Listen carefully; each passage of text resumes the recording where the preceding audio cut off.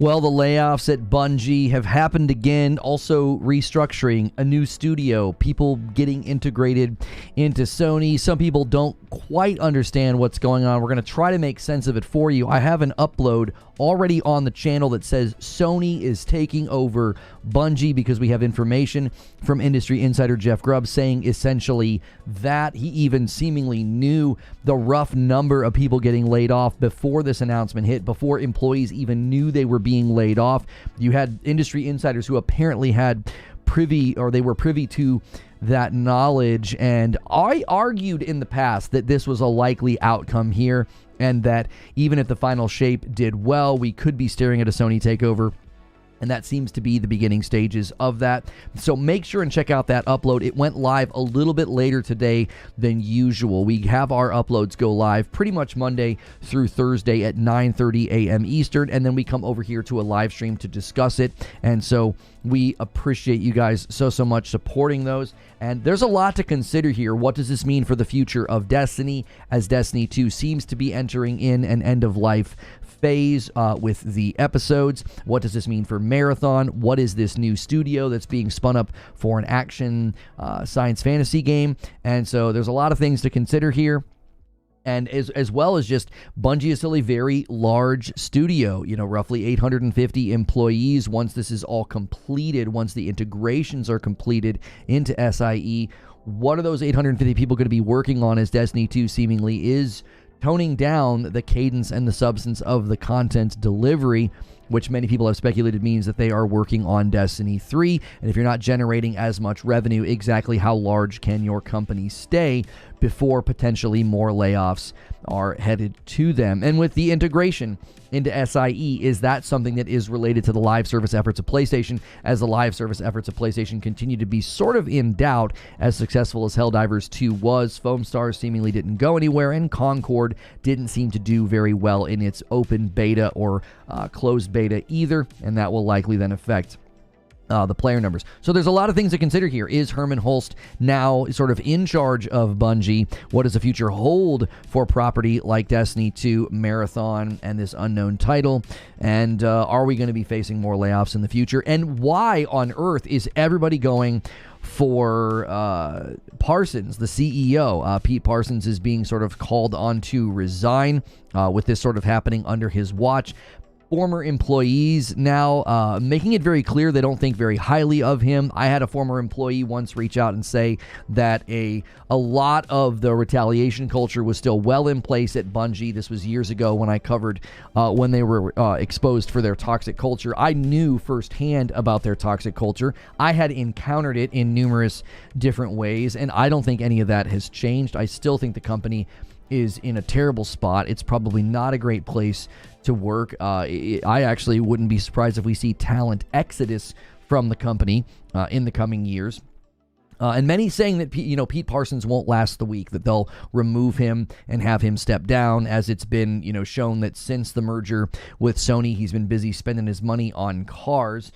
Which is obviously not a great look when you just laid off for the second time people. And there were obviously then reports that people said, hey, why doesn't leadership take a salary pay cut so we can kind of weather this storm together? Which you would expect with all the virtue signaling that Bungie does and how righteous they claim to be. And yet employees were told that, Bungie's not that kind of company. That's not going to be something that happened. Now, obviously, this doesn't surprise me at all. I've known for a very long time that this is the type of company that Bungie is. It's the type of leadership that is in place at the company. So none of this surprised me, and sadly, the people that are being hurt the most by this are probably not the decision makers and the people that are responsible for the culture and the poor decisions. So we'll see where this ends up. We'll see how this plays out. And so make sure every day you go and watch those videos so that way you can get my thoughts. I just do sort of a brief summary here at the beginning. I went a little bit longer with this brief summary because there were some other things that I wanted to touch on that I didn't really want to put in the upload. So that way you can know what I think And now it's time to know and hear what you think. So good morning, good afternoon, and good evening. Thank you guys so much for being here. Go through that daily ritual, man. Smash that like button. We're probably going to have a pretty big turnout today. Anytime I talk Bungie or Destiny, a lot of the older fans of the channel start coming back around. And we've obviously missed a lot of you guys. If you haven't been around or if you've not seen my content, we are 100% variety now, and we have a ton of uploads on the channel that have been crushing it. Thank you to everybody who's been supporting those, whether it's about Starfield or Space Marine 2 or Helldivers. We've touched on a lot of subjects. So thank you, Shelly, for 13 months as a member. It says, if I were a Bungie employee, I would feel far more secure under leadership of PlayStation Studios and Herman Holst than Bungie veterans. Let PlayStation handle the business side. Yeah, it really, really does seem that the leadership is square in the crosshairs with former employees. A salary cut wouldn't have stopped Pete from buying cars. He's wealthy. He's been wealthy for a long time. It's like people are shocked that CEOs have money. Right. Like it certainly just isn't a good look that it did start after the merger. Like the timeline of the car purchases and the merger with Sony and then the layoffs. It's like this goes hand in hand with one of the other rumors that we heard, right? One of the other rumors that we heard was that a lot of the company higher-ups were planning on leaving once 2026 hits. They're going to get that last little bit of money from PlayStation, and they're going to bounce, basically, because they amortized the merger. And so they're trying to get Marathon out the door as quickly as possible so that they can get money from that, and then they're gone. So E-Man did it. Starts the day with the first member to move the count. Remember, if you're at a member plus or higher, you can add to the member goal. And the member goal for the week, you guys are nearing the halfway mark. And Han shot first, and so did you. DK Bager with the first gifted member of the day. And then Madara comes in with the gifted member and takes the grand total for the week to 183. And E-Man did it. Says, hope you have a great day of discussions, debate, and much love. Thank you very, very much. I appreciate that.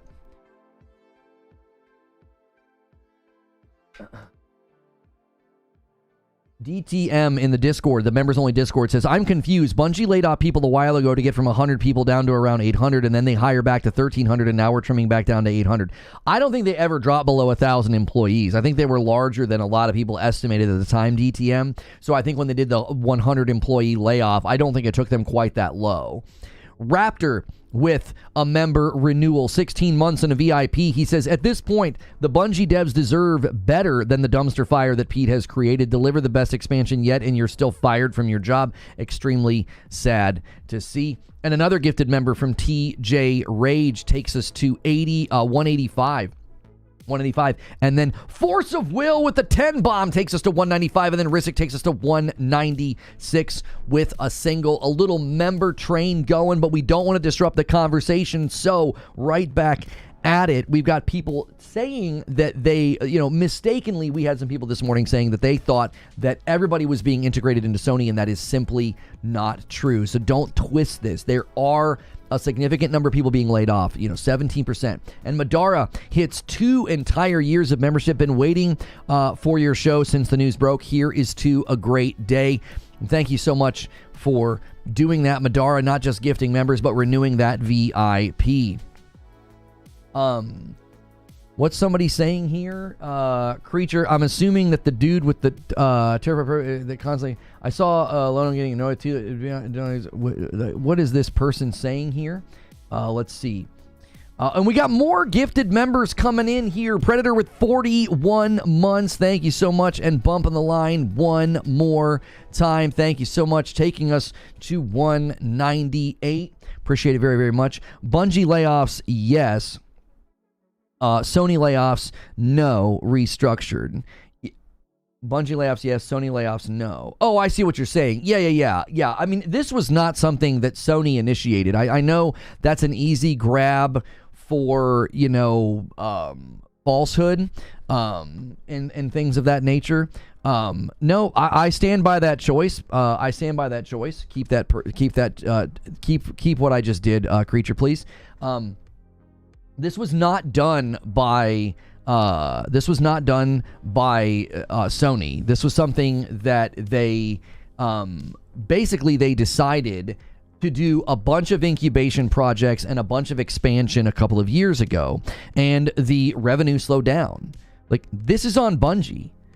Bungie got too big for their britches. Like, they thought, we're going to do a studio in Amsterdam. We're going to expand our studio space. We're going to have all these incubation projects. Don't you remember? They wanted to get into publishing. They wanted to get into publishing. Like, they got too ambitious. That's why that happened. I mean, I'm sorry. That's why this happened. This has nothing to do with Sony. Also, I made sure to include it in my video. Forbes reported back when all this first started that employees at the company basically said if it wasn't for Sony, the company would be in jeopardy. This is all on Bungie. Like, this is not a situation where Sony walked in the room and said, hey, you're not making enough money and we're angry and we're laying people off. Like, Pete Parsons literally said, we got way too ambitious and we were operating in the red. Like, when a company CEO comes out and says, we were doing far too much and we went into the red, that has nothing to do with their parent company. Lightfall flopping started the ball rolling down the hill. Right, like that was the beginning of the downturn of revenue, and they needed that revenue. They absolutely needed that revenue. Because how do you sustain the growth that they wanted to have, if that makes sense? Hang on one second. Yo, a brand new member from Pathalon Phoenix bumps the line to $199, and then Beyond RPG Gaming renews at a Member Plus and takes us to $200. Guys, remember, Member Plus and above is how you move this line. When you renew a standard membership, I can't tell if it's gifted or not. So be sure that when you pick a brand new membership that you pick Member Plus. We have seen we're closer to that goal. You guys have bumped that line. Member Plus and above is now at like 465. So it has gone up. So thank you to everybody who has upgraded. Totoki called it out that Bungie was not perfect, even assured the transcript was corrected to be Bungie and not all of PlayStation Studios. Yeah, they corrected that transcript to make it clear. It's like, we're not talking about PlayStation Studios. We're talking about Bungie. Force of Will with a gifted member takes us to 201. That's Agent of Chaos. Thank you so much. I owe you guys 5 members. Thank you guys so much for going crazy with the gifted members and the memberships.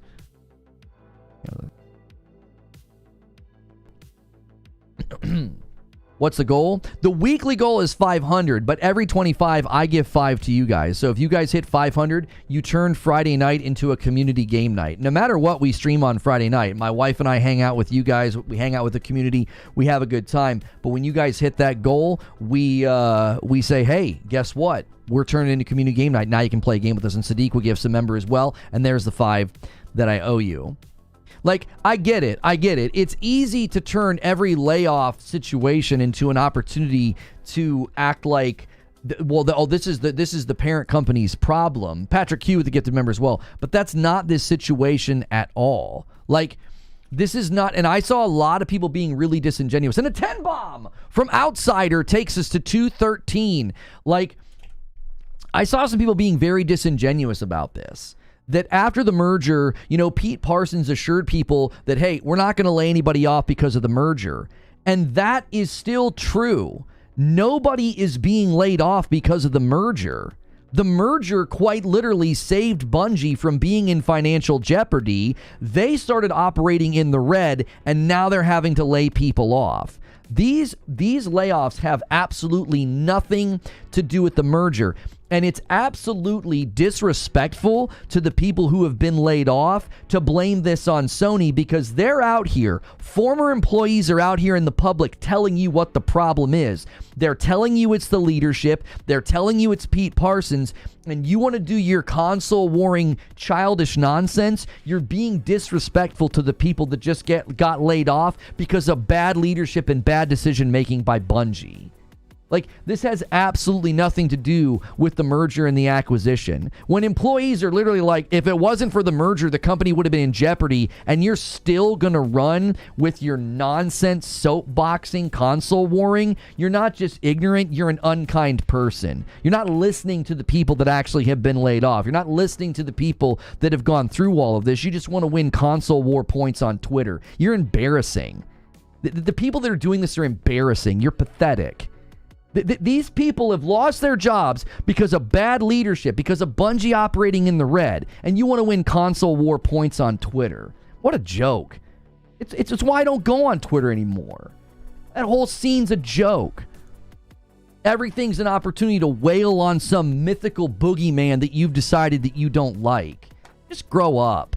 Like, this has nothing to do with that. But when another company buys studios and then closes them down, that's completely different. If you can't see the difference, I can't help you. I can't help you if you can't see the difference. This isn't the same at all. If a company, this is more, that's like saying this is like Embracer Group. Like what Embracer Group is terrible too. They buy a bunch of companies, they get into a bad financial situation, and they just have to start shutting studios down and selling them off like cattle. That's not what the situation is. The situation isn't even remotely analogous or equal to or relatable to what Embracer or what Microsoft have done. They're completely different situations. And your lack of integrity is the only reason that you keep yourself from seeing that. Dark Taco with 22 months says, keep preaching, King. Welcome back, Dark Taco. And Sir Gabby with 7-1 says, I had developers reach out to Sony or another studio for employment because this news should be a wake-up call to prepare rather than suddenly be terminated. Still a scary situation for them. Thank you so much for renewing the VIP. I appreciate it so much. And that bumps the line to 214. All VIP renewals and Member Plus renewals help the goal move along. So thank you so much for that. Bungie needs to reciprocate the love. I'm not sure what you mean. And the fact that Sony's stepping in and trying to retain talent, Sony understands that Bungie has a lot of talent under their hood. That's why when they bought them, they paid almost 1.2 billion so that people wouldn't leave. You don't spend 1.2 billion with incentives to not leave if you don't realize you've just purchased a very, very talented studio. Like, if you can't see that, what was the word you said? Analogous? I like that. Yes, analogous, for something to be an analogy or an analog or like it's a similar situation, right? Unfortunately, it is Sony's problem, but it's not their fault. Oh, sure. They've got to deal with this, D-Tom, no doubt. No doubt. They bought a studio, and shortly after buying the studio's operating in the red. It's like, what are y'all doing over there? And don't get this twisted. The only reason Bungie was willing to entertain the merger was because they were not in a great spot. They've got an awful lot of hubris, and they saunter around on Twitter like they're the cock of the walk, but they did this merger because they needed it. This wasn't like we just like Sony. No, Bungie entered this agreement because they needed it. And the evidence of the need is now fully seen. It's fully seen. They thought they were going to be the next biggest developer publisher in the world, and it didn't happen. It didn't happen. The money started to slow down. Destiny 2's revenue as a cash cow is slowing down, and that's not hate. That's just what happens. Destiny 2 is the Rocky Balboa of live service games. Just won't go down. Won't go down. Round after round, the game simply won't go down. Well, it's starting to go down, right? Interest was starting to go down. Revenue starts to go down. And as great as the final shape was declared to be critically and commercially, it kind of doesn't matter. Because now they're in their end-of-life cruise control funnel, which means even more of a slowdown from the money. Like, you think the money slowdown was bad before, it's about to get even slower. Spawnwave's upload this morning is packed with people blaming Sony for this. Yeah, because again, listen, if you don't have the intelligence to read a blog post and you don't have the intellectual credibility and integrity to accurately report what has been stated, then nobody should listen to you. It isn't hard to read the blog post and say, holy frick, Bungie put themselves into a bad situation. Yo, thank you, Boomer Joe. Upgrades to Member Plus, that moves the line. Another person decides to jump in and get committed. Thank you for doing that, Boomer Joe. Rocky does go down. It's not about not getting knocked down, but when you get back up. I mean, okay, you don't need to overanalyze what I was saying. Like, that's the point, though. They're still in the fight. Like, as a live service game, Destiny is the Rocky Balboa of live service games. They're still out here swinging, and it's, like, unbelievable to think about because so many other live service games didn't make it or have much smaller player bases and much smaller sources of revenue. How can you actually just believe a blog post?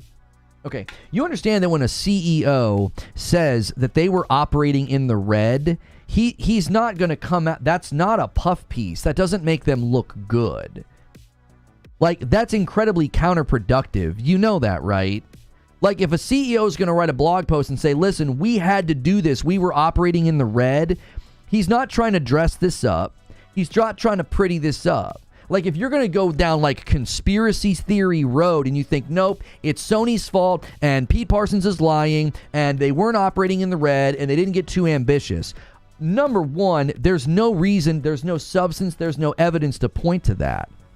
There's no reason to even believe that. If you can track the history of Bungie as a company, all you got to do is go back and look at their rapid expansion goals that they had, all the things they started to do, look at all the incubation projects they have now. There's evidence to support what Pete Parsons is saying. It's visible to the public that this is what has happened.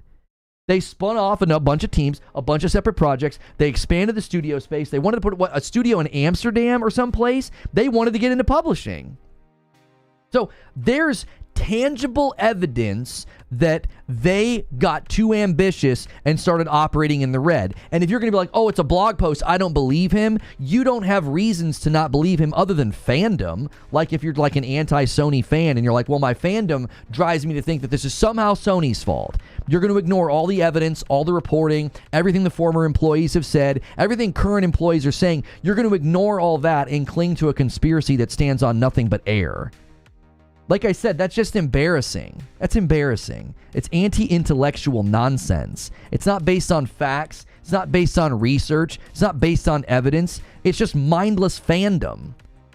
It's mindless fandom. And I got news for you. The gloves are off. I'm done playing nice. I'm not being nice to people like that anymore. I'm going to tell you what you are. You're dishonest and you lack integrity. I was nice for a while. I decided, I'll just say, hey, you're welcome to think that. Yeah, you're welcome to think that, and you're welcome to have literally no reason to think it and to be an anti-intellectual rube. You're welcome to do that. You're welcome to be willfully ignorant, but there's no reason to think that Pete Parsons just walked out into the public and said to the watching world, to potential investors, to potential companies that might hire him in the future, and he just walked out and said, we were operating in the red, and you're like, yeah, but I mean, why would you believe a blog post?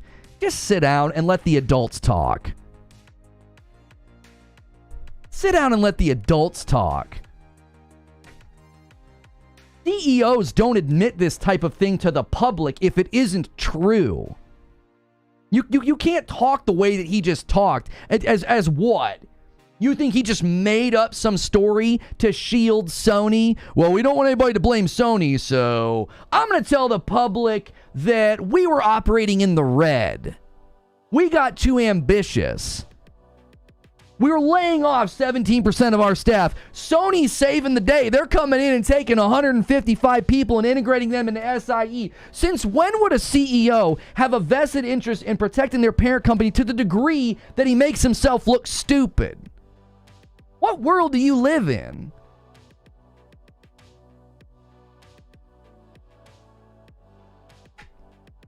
Yeah, that's the other topic.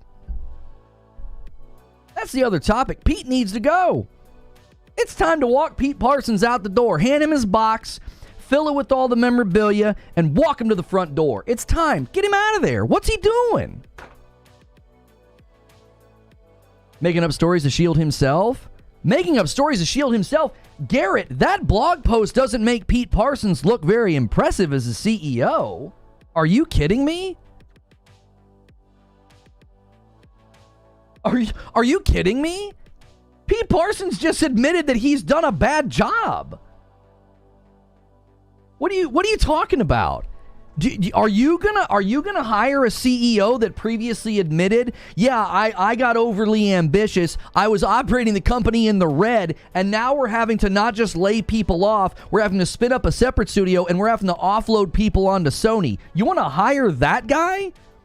I don't think it shields him at all. I think at some level there's at least an inkling of respect for the fact that he walked out and kind of owned it. It was like we didn't do a great job here, and now people are having to be laid off. At the very least, it's like there's some level of accountability in him walking out and saying we did a bad job here, and the cost of that is people losing their jobs. Like, and again, you have to consider something. They did layoffs last year, and it wasn't couched like this at all. It was sort of couched as like, this is just sort of the world that we live in now, right? People overhired, we've got to course correct. This was basically a very transparent admittance that we did a bad job here. He didn't own any. What do you mean, Garrett? What didn't he own? He got more, I'll be honest with you, Garrett, he got way more transparent than I expected. When I read that second half of that blog post, I was like, okay, this dude just admitted that they ran this company into the red. That's not... Listen, he didn't come out and say that economic downturns led to us in the red. He basically said we got overly ambitious. Now, that could be buzzwords in the corporate world for like, hey, we can't fault a man for being ambitious. Sometimes the cards just don't land in your favor, right? I mean, he could be using, corporate speak buzzwords that upper level C-suite employees see and say, hey, there's nothing wrong with him being ambitious. He protected his tweets for a few minutes. It didn't even last. He undid that. I'm not defending him, by the way. Don't get this twisted. I am not defending him. But like walking out and saying we were overly ambitious and drove the company into the red, I don't... Anybody that's trying to twist that into protecting Pete Parsons or Sony, no, I don't think he looks very impressive, and he's not protecting Sony. He's making Sony look like, man, without them, we would have been in huge trouble. It's not like, oh, yeah, they told us to fire people, and I'm trying to cover that up. This story wouldn't make any sense if that was the case. If Sony walked in the room and was like, you got to fire people, you would just say that. You would just say, under Sony's leadership, we found redundancies and ways to cut costs and ways to exceed efficiencies in operations, and we're making this decision for the longevity of the company. It would be couched completely differently if this came from the parent company. When it comes from the parent company, it's talked about in very vague terms about future proofing and longevity and in the ever changing landscape or whatever. He was in charge of Bungie during Lightfall. That says all I need to hear, says Dan Zatastic. That's what I'm saying. What are we even talking about? This guy just walked down and admitted under his watch, content demand fell and the company was operating in the red. I think he's gone. I think he's lamb to slaughter. He's done. I can't see Sony keeping him on after that blog.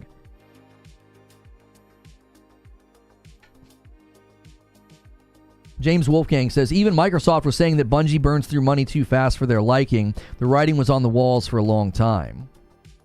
Elemental Hero says, could there be an investigation towards Bungie on what we're seeing about Pete? Also, do you think employees will come out and say more? Listen, I don't think there's an investigation unless there's evidence of wrongdoing. Nobody has said anything out in the public that makes me think that like there's been misconduct or something. Small recap. Bungie's doing layoffs, and they're also offloading about 150 employees to SIE, and they're spinning up another studio, and we think Pete Parsons is likely going to be gone very soon. I was thinking the same thing about Totoki, what he said about their leadership. It was about Bungie the whole time. You knew that Totoki meant business when they corrected that to make sure everybody knew, listen, we're talking about Bungie. We're not talking about PlayStation Studios. We're talking about Bungie. That completely changed that entire, revelation. It was like, oh, this is not about PlayStation Studios. This is about Bungie in particular. The vibe that I'm getting from people on Twitter is not that Pete Parsons is guilty of misconduct. It's that he's a bad CEO and he's the cause of all of this. And it's time for him to be held accountable for being bad at his job. Pete Parsons is getting a raise and a bonus? Oh, I don't think so. No.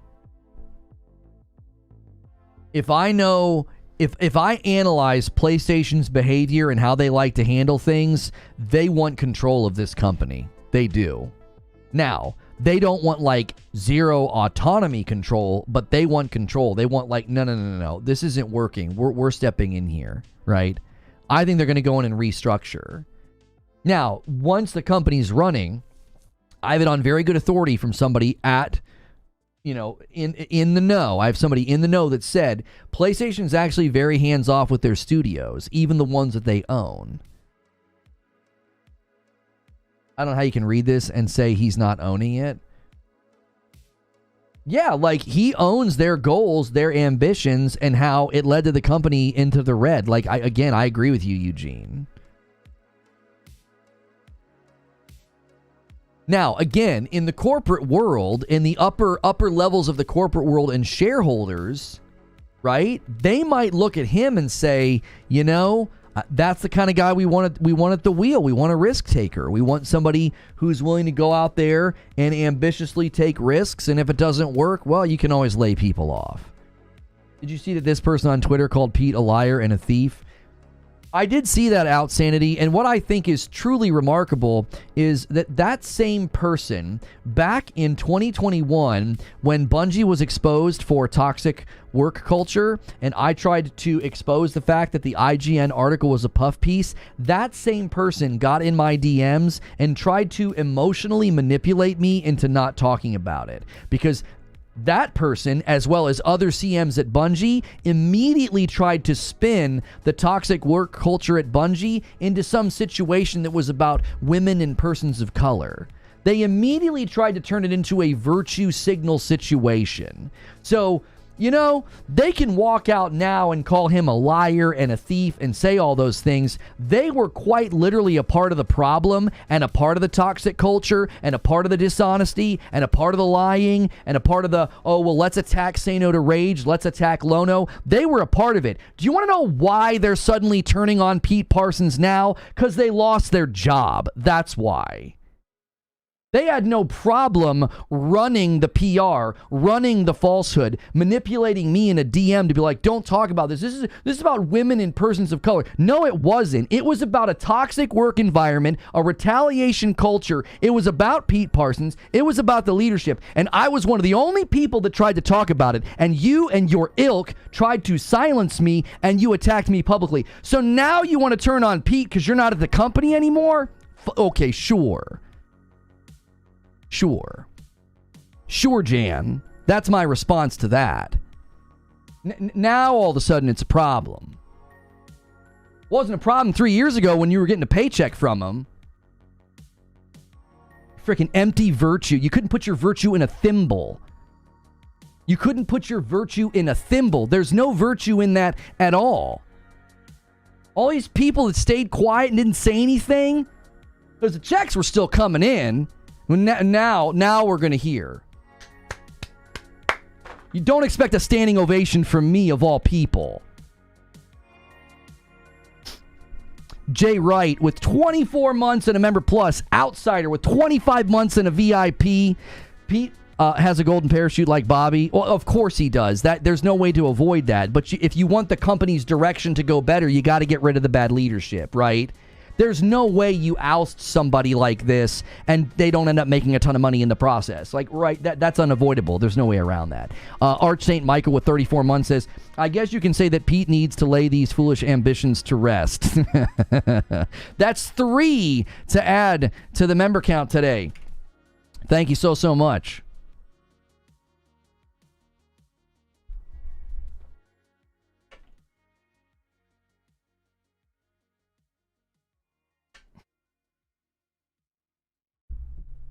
And thank you for jumping back in, C. Hambrick. Hopefully Herman Hulse can run Bungie better. Well, at this point, I don't want Herman Hulse running Bungie. I want Herman Hulse to step in and establish new leadership. Herman Hulse has got more important things to do than run Bungie. 5 gifted members from Luke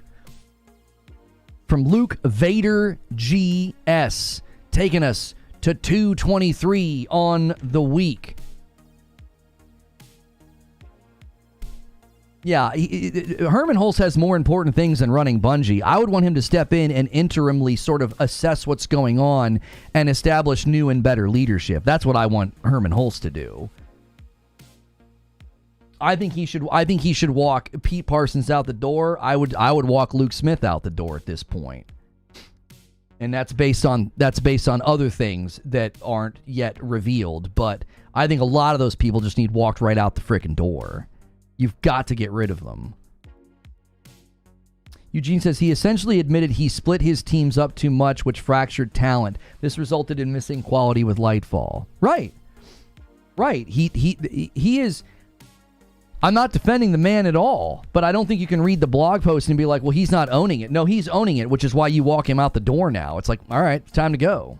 Can't leave you in charge now, especially with former employees calling you out. Like, we gotta have some sort of a public, you know, that community's favorite word, accountability. You know, it's time for some accountability. All right, well, why should you be in this position anymore?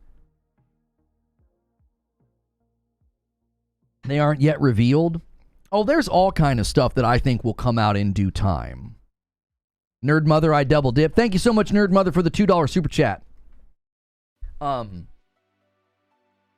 I've told you guys for a very, very long time that the truth always comes out. It always comes out. It's unavoidable. It may be slow. It may take a really long time, but it always comes out. I mean, look at recent news in content creator world, right? There's always a paper trail. There's always evidence, right? Actual evidence, not twitlongers. So, all in due time.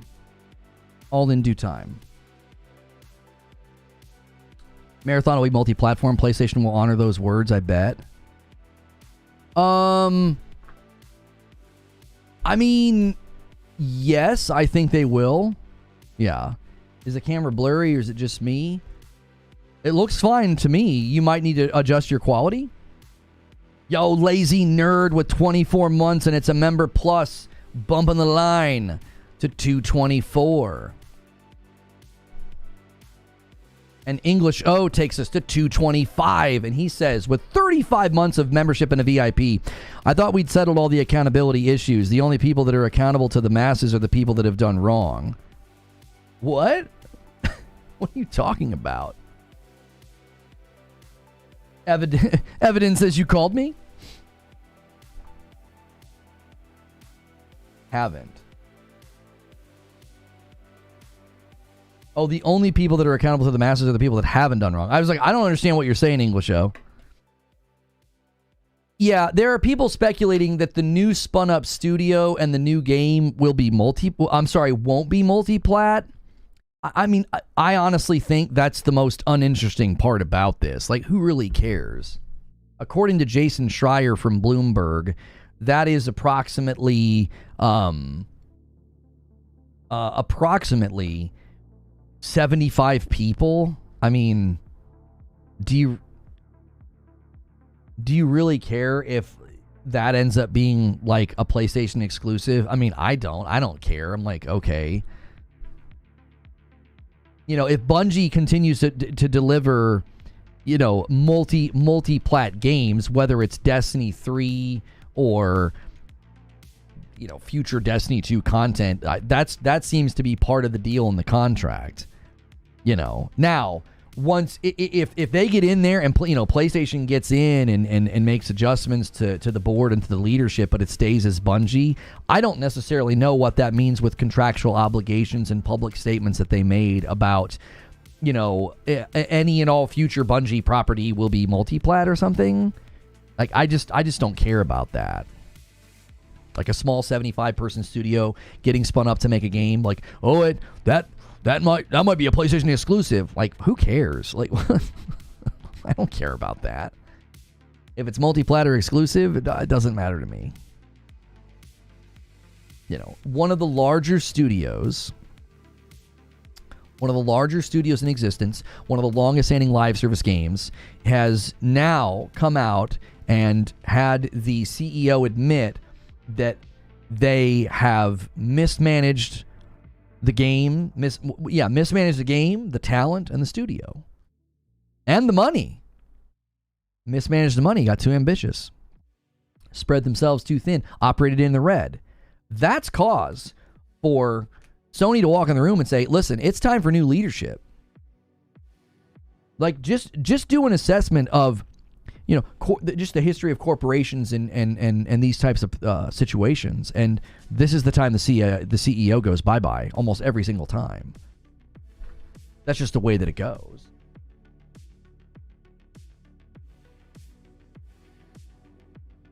The most important thing is saving the talent, which Sony seems to be primarily concerned with. Sony seems very concerned with retaining the talent. When they did the merger with Bungie, they spent $1.2 billion to retain talent. Bungie operates in the red, gets too ambitious. Light falls. It doesn't do very well. And they're like, we got to lay people off. And now they're like, oh, we got to lay people off again. And Sony steps in and is like, whoa. Let's retain some of these people. What the heck are you doing? And they work to find roles for about 155 people.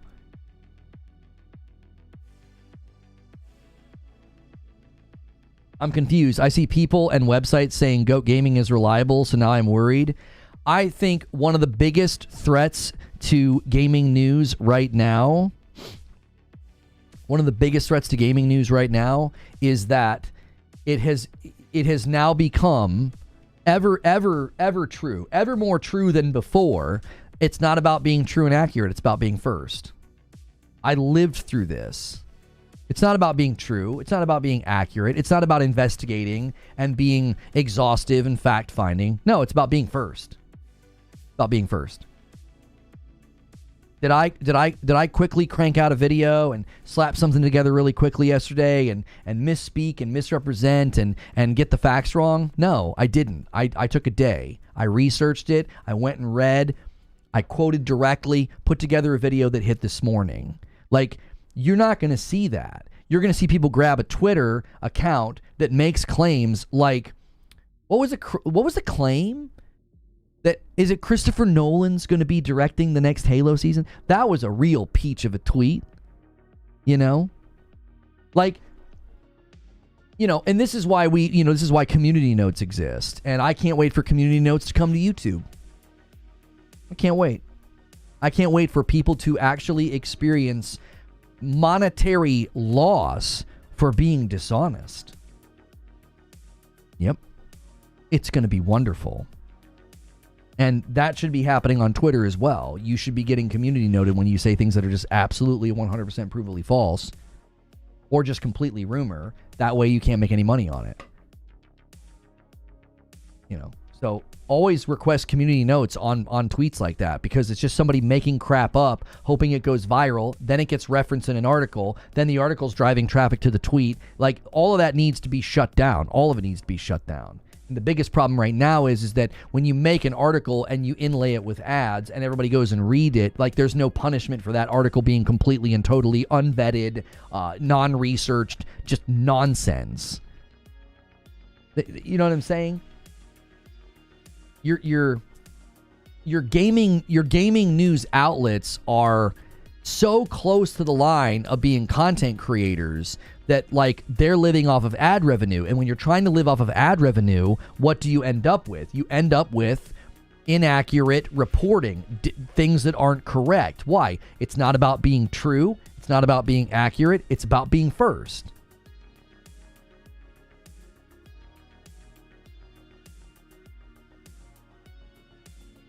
I'm fairly certain, Siege Master, that thing about Nolan and Halo was completely made up.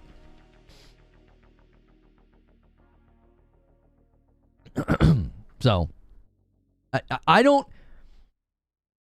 know the path forward with that. I don't know what to do other than to try to raise the consciousness of people to say, hey, you know, when someone's talking about something, are they vetting it? Is there evidence, or is it just a tweet? Is it a rumor, right? Like when we run with something and I'm like, yeah, this is according to Jeff Grubb, this is according to Tom Henderson, this is according to Kepler. What I'm doing is I'm saying these are reliable people that have proven to have sources. They're not like rumor mill. So that's the point, right? Is that if you're going to run with something that's like a rumor or insider information, that needs to be firmly stated. And even then, you should have some level of standard of like, I'm not like, hey guys, I read a tweet that said, you know, that the next Gears of the next God of War is going to come out, and Ghost of Tsushima, Jin Sakai is going to be in it. You know, you don't just run with everything that you see or hear. You got to have some level of discernment as to what's reliable or not. Which is why I included Jeff Grubb in this morning's video, because he has definitively proven that he has reliable sources. Right? Now, he misinterpreted me trying to be funny a while ago, and he thought I attacked him. It's like, I wasn't attacking him. I was genuinely being silly and trying to make, you know, light of the situation. I was trying to bring some levity, and on stream I told people, I don't think there's a showcase. I think it's going to be a state of play. Everybody needs to leave Jeff Grubb alone. You know, and I'll admit my tweet was, I didn't make the tweet very well. I don't tweet that often, and that's why it's so hard for people to see that you're joking. But I don't think that there's a reason to like doubt his sources. Same with Tom Henderson. So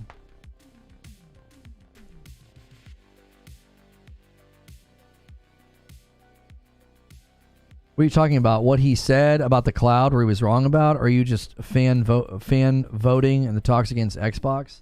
Team Ambush, I'm not sure who you're talking to or what you're talking about.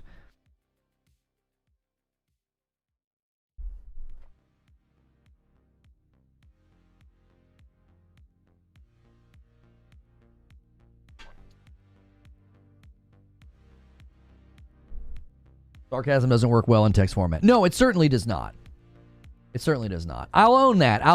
It was a bad tweet. It was a bad tweet. My intent was good. I had my heart was in the right place, and it was a stupid tweet. I didn't mean for him to feel like somebody else was dogpiling. It meant to. I was trying to add levity to the situation because everybody was attacking him, and I failed to do that. It happens. It happens. There's a huge sale right now on Horizon glasses at Gamer Advantage. I wear those all the time. They're like my favorite. Be sure to use, you can stack my code on top. They're doing a 50% off all Horizons. You can stack code LONO on top. So gameradvantage.com, or you can use the glasses command in chat. They just send out an email about that. So I don't promote the glasses all that often, simply because I wear them and you can see them and ask about them. And I try to change my frames fairly regularly. But yeah, you guys may have known and seen me wear these, right? These are like the super light, like they weigh nothing. They're the lightest, most comfortable glasses. Only downside to the Horizons is they don't have the sunglass magnet attachments, but they're extremely comfortable. So be sure to use gameradvantage.com. And you can stack my code on top of, they're doing a 50% off right now, and you can stack my code on top. Old Soul with 30 months and a VIP. Thank you so much. Good morning, Lono. Hi, everyone. Thank you so much. And that bumps the line to 226. You guys are going to have a massive hill to climb tomorrow if you want to unlock Community Game Night this week. 500 is a goal for the week, and we've made it easier to hit. If you're a member plus or VIP and you renew, it counts as well. Is there any possibility for Bungie OGs to return, people like Marty O'Donnell or Michael Salvatore? I don't know about Marty O'Donnell, because I think Marty got himself into some hot water with them. Like, I don't think they would want to bring him back, right? I mean, I appreciate how he, was another person sort of trying to highlight and show some of the problems at the company, but he also was doing things that, you know, doesn't seem like somebody you'd want to bring back on the team, you know. There's a lot of heartache if you're not good at conveying sarcasm in text. Oh yeah, /S. That's true. That's true. Wasn't there litigation with Marty? Yeah, because he uploaded a bunch of, what was it that he did? He like uploaded a bunch of music onto YouTube and was like monetizing it, and it was like, okay, just because you wrote that music doesn't mean that it's yours. Like, you wrote the music. Like, right now, if you're a composer and you write a bunch of music for a video game, you don't own that music. You can't like go monetize that music on Spotify and on YouTube unless the contract stipulates that you can. Music of the Spheres thing kind of ruined his way back in. Yeah, he did something like that. Let's look at some of the comments on the video. Silent Spartan says, not sure if Sony taking over would be a good thing. It's the blind leading the blind at that point. Sony is good at single-player games. They have minimal experience running successful multiplayer studios. I want them to temporarily take over and establish new leadership. That's what I want. I don't, like I said a little bit ago, like, I don't want Herman Hulst having to, you know, go into Bungie headquarters or hop on Zoom calls. You know, that's not what I'm advocating for. What happens in the darkness comes to the light. 2024 is exposing everyone and everything. Great job, Lono. Truth always arrives. Like he says in Knives Out, the inevitability of truth. Truth is inevitable. Lono's correct. It remains the property of the studio. Yeah. What about Joe Staten? You know, I actually kind of would like that for Joe. I don't like what happened to him. I like Joseph Staten, and they brought him in to save Halo Infinite, and it obviously didn't go well, and then he got reallocated somewhere else, and a lot of his plans got shelved. He had like single player and campaign plans and stuff shelved. I would love that for Joseph Staten. I don't know if he would love that. He would obviously have to consider, does he want to step back into Bungie headquarters, Bungie offices, and work on Destiny?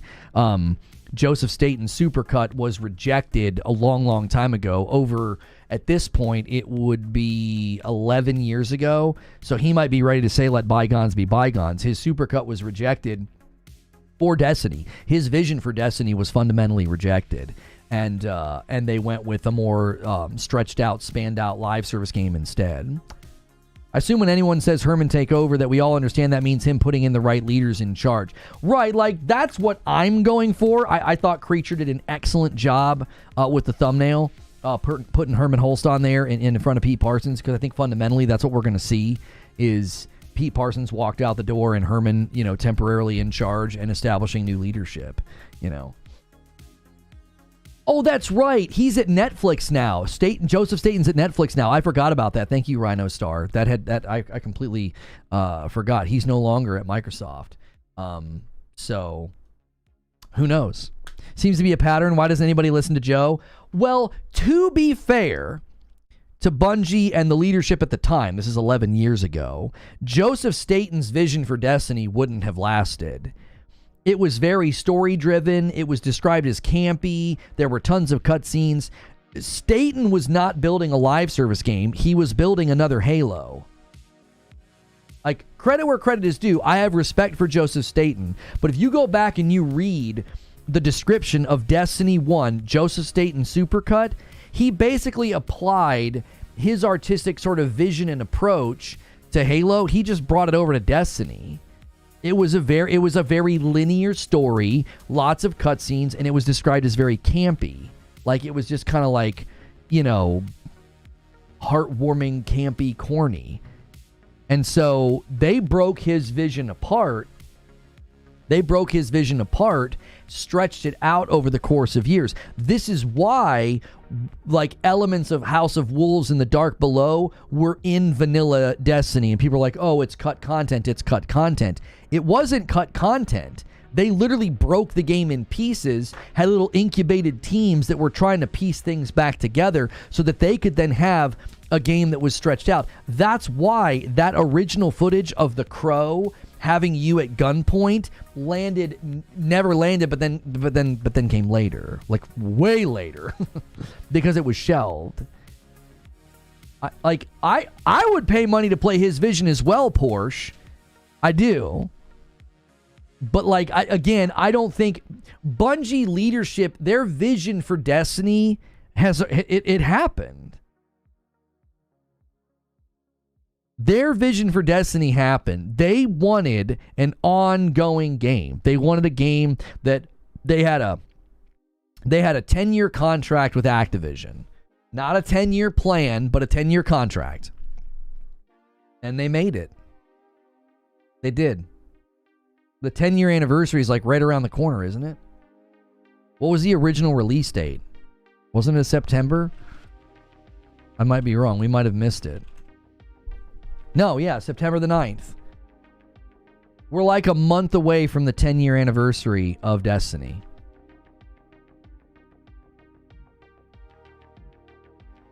They did it. They did it without Activision. I mean, but they did it. I mean, credit where credit is due. That's impressive. September the 9th, 2014. Luke Smith's profile's empty now. I wouldn't read too much into that. Luke Smith is a bit of an odd bird, and he has done that before. He'll switch his profile picture and his banner to black, and he'll literally scrub his entire timeline. I don't know why he does it. I don't know if there's some unwritten code and it means something. Does it mean... I feel like, and again, my memory and recollection could be wrong. I feel like he always does this when they're on the cusp of completely changing and going in a different direction. It's like he's going dark. And it's like, okay, it's time for a new epoch. It's always been all black. Well, there was a time where it wasn't, and then he switched it to all black. So, okay, he doesn't switch it to all black, but he'll scrub his entire timeline periodically. He's done this before. Now, obviously, the timing of him doing that makes everybody say, what the heck is going on?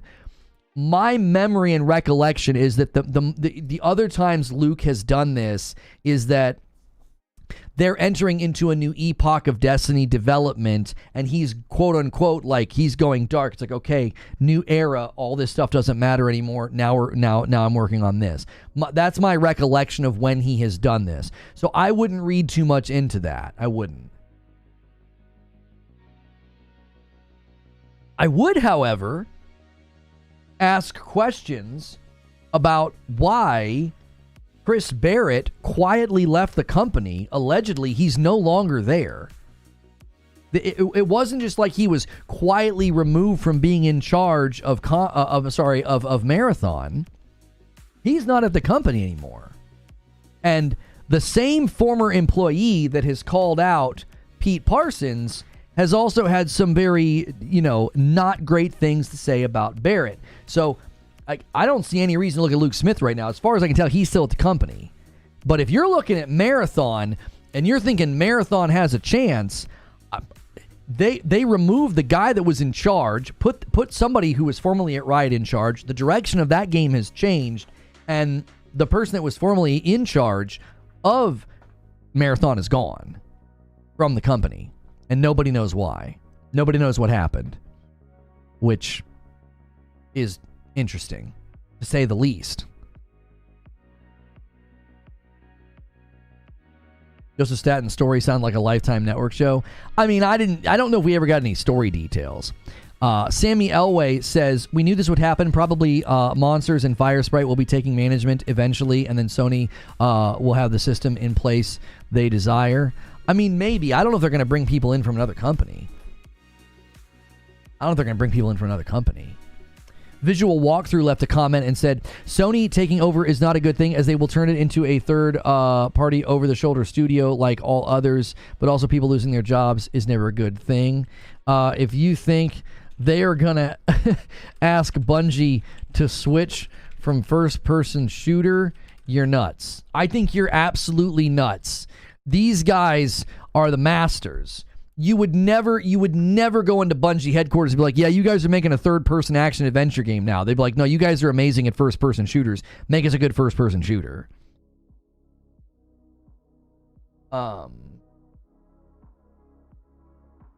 And the change to a hero shooter for Marathon, I think, is quite drastic change, says Shelley. The appeal of extraction shooters is customization and building up your own loadout. Does a hero shooter limit that? Well, we need to know what the implementation is of the hero shooter, Shelley. We need to know. I'm on record saying Marathon has more of a shot than Concord. Marathon has more of a shot than Concord because Marathon is bringing hero shooter to a genre that you don't have it in, right? Like when you bring hero shooter to Battle Royale, you get Apex Legends. When you bring it to the tactical econ-based shooter, you get Valorant. So you want to bring hero shooter to Extraction, it stands a chance. Jim Ryan and Pete Parsons are a disgrace to gaming. I don't know. Why do you think Jim Ryan's a disgrace to gaming? What's your issue with Jim? I think Bungie could be making a third-person action game because I remember rumors that they were first required that they had an incubation project with third person. Listen, I'll be honest with you. Bungie's really good at third person as well. Anytime you're like in your super in Destiny and you're in third person, it feels pretty dadgum awesome. The movement and the feel, like they're good at that. They're good at that. But I don't think that's a small studio. That's like 75 people. I don't think you would take the bulk of Bungie's institutional knowledge and experience and not have them working on a first-person shooter. Listen, they're working on Destiny 3. They've got to be. Then I don't think that that seems absolutely contrary to all logic and reason. Them end-of-lifing Destiny 2 and this layoff situation and then retaining roughly 850 people, that to me is like, yeah, that's Destiny 3 and Marathon. That's Destiny 3 and Marathon. You have your team's going to shove out Marathon, but that's Destiny 3. This is the beginning. And if think about it, if Destiny goes EOL and it coasts for the next, 3 to 4 years, and in 3 to 4 years they announce Destiny 3, and then it comes out a year later, you're looking at like a 2029 release date for that game, and people are like, well, that's too long. That'll take too long. But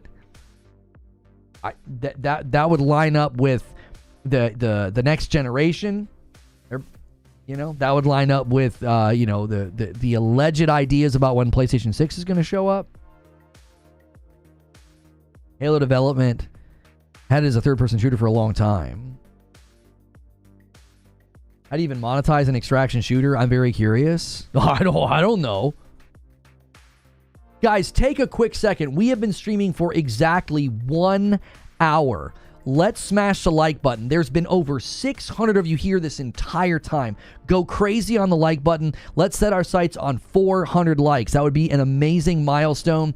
And if you've never become a member to a channel on YouTube, pick Member Plus, get in our Discord, get involved. It supports me and the channel directly, but it gets you into a lot more content. We start every day with morning coffee. That's how we start the day, with members. We end the day in the writer's room. That's also for members. So get involved. If you can't do a membership, hang out enough, hit subscribe, hit like. You might get a gifted. If you can't afford your own membership or you can gift a membership, now's a great time to rally. Go on a member train. We're about an hour into the show. Jim Ryan approved Concord and Fair Games out of touch. Well, Fair Games isn't out yet. Here's the problem with what you're doing, Ika Gang. Under Jim Ryan's watch, I'll lay Concord at his feet. Somebody looked at Concord and they decided to buy Fair Games. I'll say, okay, that was a mistake. But that's not the totality of what Jim Ryan did. Laying that at his feet and saying, you made a mistake here, but what, are we going to ignore everything else that happened under his watch?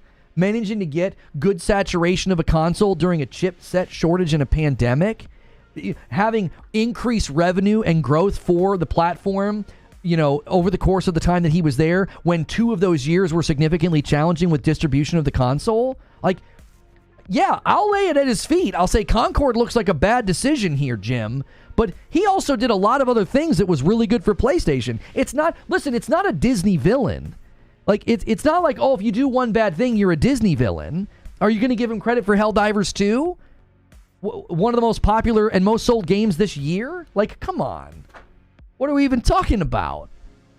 Jim D renews his membership and takes us to 227. And a 5 bomb comes in from Brian. Thank you so much. Those 5 bombs add up quickly. If you guys go on a 5 bomb member train, we don't need the big bombs from the big gifters. They acquired Firewalk for live service. I doubt they only bought them for Concord. If you read the acquisition, it definitely sounds like they have a vision beyond Concord for Firewalk, for sure. Bungie went on a whim with Marathon. Even back when announced Marathon D2 was struggling, those resources, time, and people would have gone great on D2 instead. He also would have approved Stellar Blade. Yeah, does he get credit for any of those deals? Does he get credit for Stellar Blade? Like, does he get credit for the first 4 years of the generation that brought us Ratchet and Clank Rift Apart, Returnal, Demon's Souls Remake, Horizon Forbidden West, God of War Ragnarok, Gran Turismo 7, Spider-Man 2? Does he get credit for any of that stuff?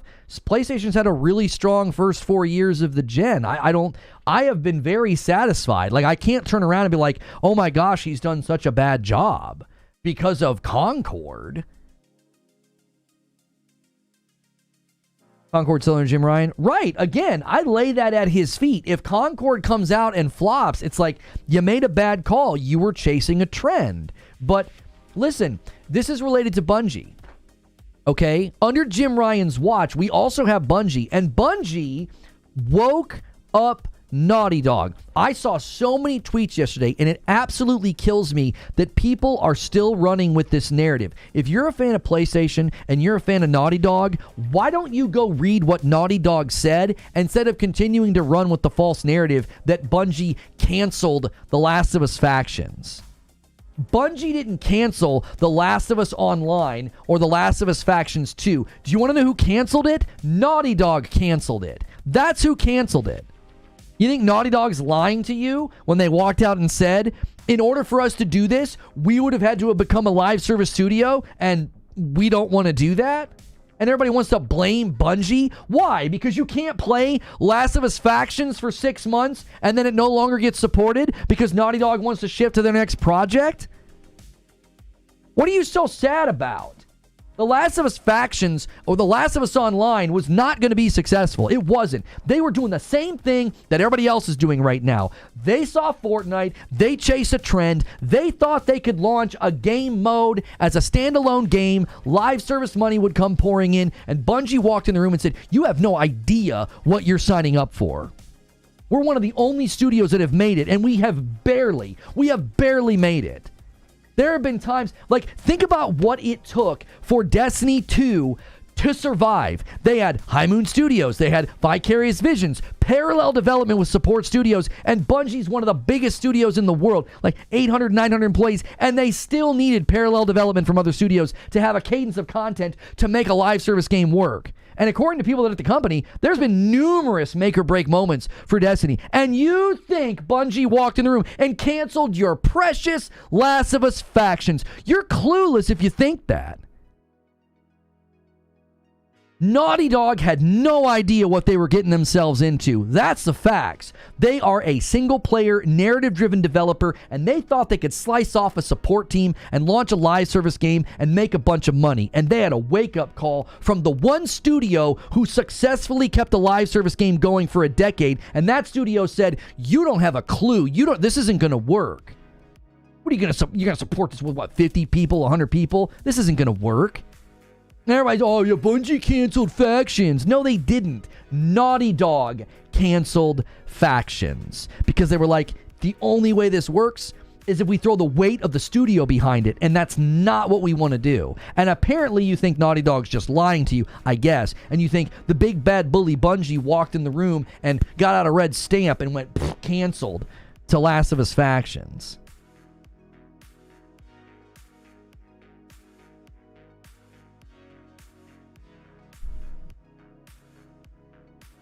Yo, welcome back, Teddy. Good to see you. AOZ says, Jim Ryan was a great CEO. It's surprising how many people have such strong opinions about without having worked with him.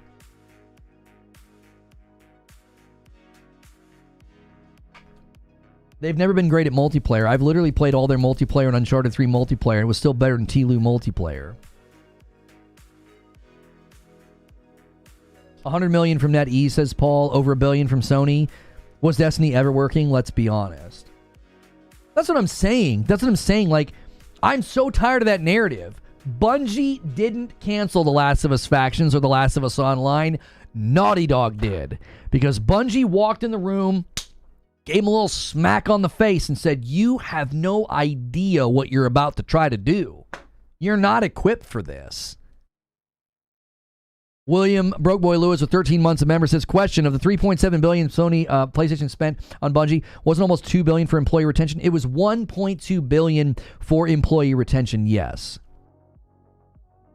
That doesn't have any bearing here because they basically paid extra as an incentive for people to not leave.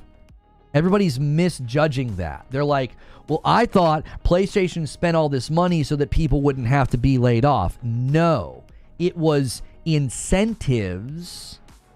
It was incentives to not leave. They wanted to retain talent, and they were willing to spend a lot of money to do it.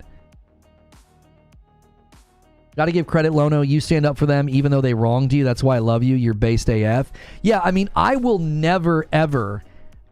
Well, I'm not going to say never. I don't have any love for Bungie. I have strong reasons to feel the opposite emotion toward them. But I'm just too rigidly committed to truth. I can't do it. I can't abide falsehood. It's like, that is such a false narrative. Bungie didn't cancel The Last of Us Factions. They didn't. That's just stupid.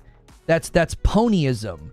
That's just blatant ponyism. Like, you're so confident that Naughty Dog had a winner that you're like, oh, Bungie, hey, Bungie. It's like, dude, for Pete's sakes, get off the pony for a minute and see that one of the best developers that PlayStation owns was saved from a giant mistake. That's a good thing. Naughty Dog's one of their best studios. Are you kidding me?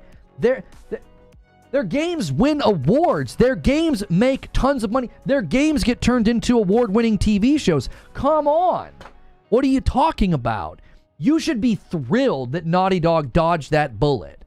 Like, it's literally one of those scenes where, like, down, Mr. I don't want to say that in light of recent events. Like, so Bungie takes, jumps in front, and everybody's blaming them for something that, honestly, you should be thanking them for. And we don't even want to blame Bungie. It was probably like 4 or 5 people that ran the data and some projections, and they're like, yeah, you don't have the bandwidth for this to work. Estimation of team size needed for this is, in the 200 to 300, and you're assigning, like, I don't know, 89 people to it, like whatever the numbers were. It's not Bungie. It was probably like a handful of, like, data analysis from, or data analysts from Bungie that were like, you don't know what the heck you're doing. You don't know what you're doing. You don't have enough people for this. You don't have enough bandwidth. You don't have enough content. This game's dead in 2 months. If that. Lance left a comment and said, Sony must have seen this coming, or at least a strong possibility prior to buying them, because now the leadership of Bungie has their collective plums in Sony's conglomerate size vice. Sony wanted the talent. That's the bottom line. I think Sony wanted the talent. They looked at them and thought, you guys can get us where we want to go. I don't know if they wanted control from the very beginning. Cue the Persona 5 Battle Royale theme. I hope employees at Bungie are able to unionize if that is something they want to pursue. Why? I don't know if unionizing would have helped in this situation. When your CEO admits to running the company into the red, I don't think unionizing would have done anything. How many high-level folks we feel are going to leave Bungie now? Pete for sure needs to go. Teddy, I don't think he makes it to the end of the week. I don't know. That's I think to me. Oh, I've been deafened in Discord this entire time. I'm so sorry, Jazz. That to me is one of the interesting parts about this is Sony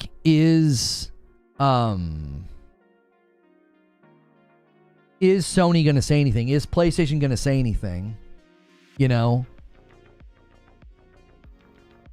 Like, do they feel the need, you know, Herman Hulst, PlayStation proper, Sony proper, SIE, are they going to say anything right now? I'm genuinely curious if that happens.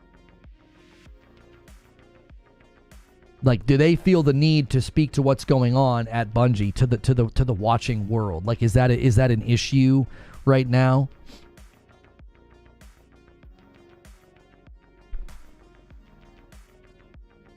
All right, let me do something for you guys, and this is going to be a harken back to the old days, all right? This is going to harken back to the old days.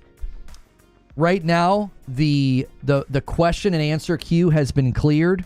It's time for Q&A. And obviously, a lot of the times we shift to, you know, gaming Q&A. We're not doing that today. We're going to stay on topic because I know that's why you guys are here. You want to duke it out. You want to discuss. You want to know my thoughts on things. So right now, this is a member-only feature. It's a great reason for you to consider clicking join and supporting the channel directly and becoming a part of what we do here. Remember, if you pick a new membership, be sure to pick Member Plus, so that way every month when you renew, it counts toward the goal, right?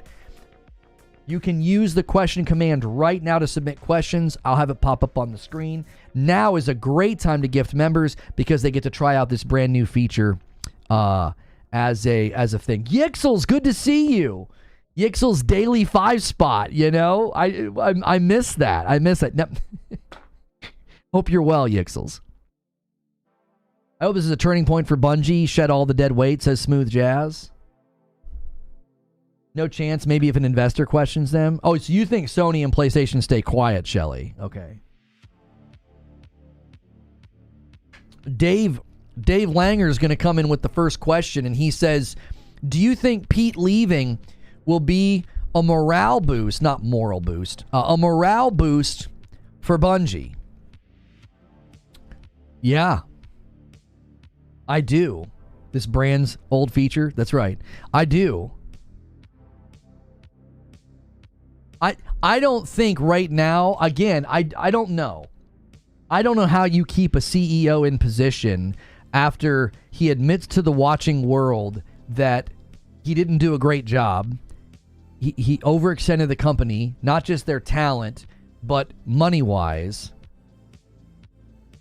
And now you have current and former employees pointing the finger directly at him. Now, former employees are very strongly pointing the finger at him, but current employees are quite literally saying it without saying it. In fact, the boldness which with current employees are speaking tells me I feel like something's coming.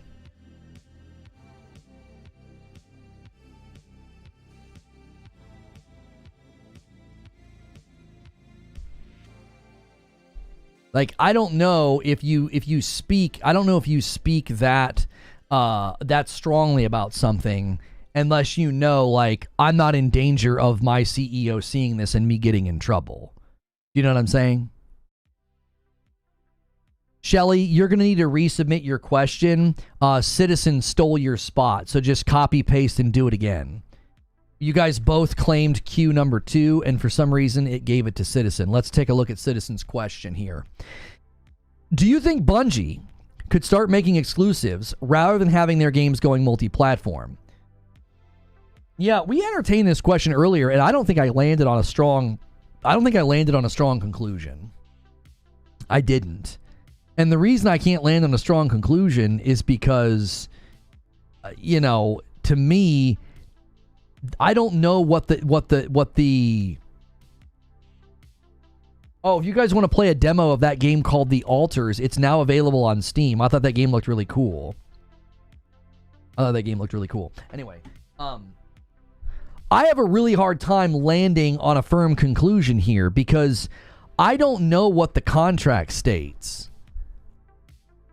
I don't know. Like, they basically walked out. Jim Ryan and Bungie were like, current and future projects will be multi-platform, right?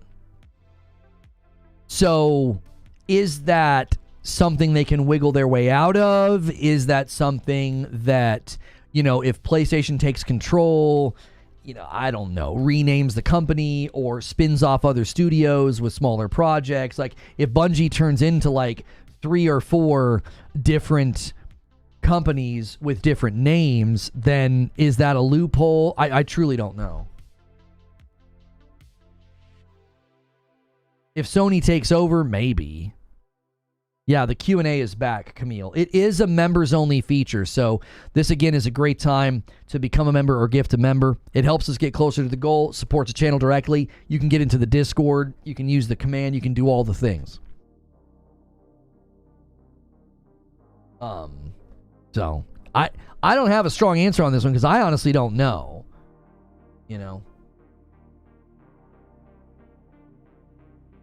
I honestly don't know if they can wiggle their way out of that commitment. If it was in the contract, if their statements to the public are, I don't think they're legally enforceable, but I mean, it's just hard to know. So, the generic Eric, do you think Bungie will remain as a studio in 5 to 10 years, or do you feel the studio will eventually be dismantled and talent redistributed? I mean, redistributed. That's very related to the last question. I mean, I think there's a distinct possibility that Bungie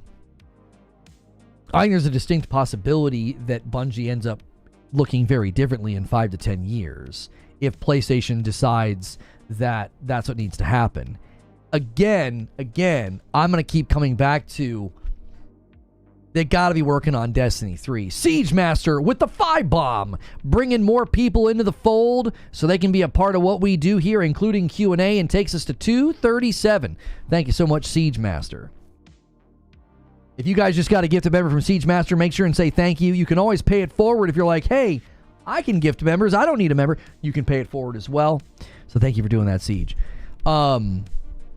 I just keep coming back to, like, Bungie's going to buckle down and build Destiny 3. Vix Vapor gifts a single and takes us to 238. Thank you so much.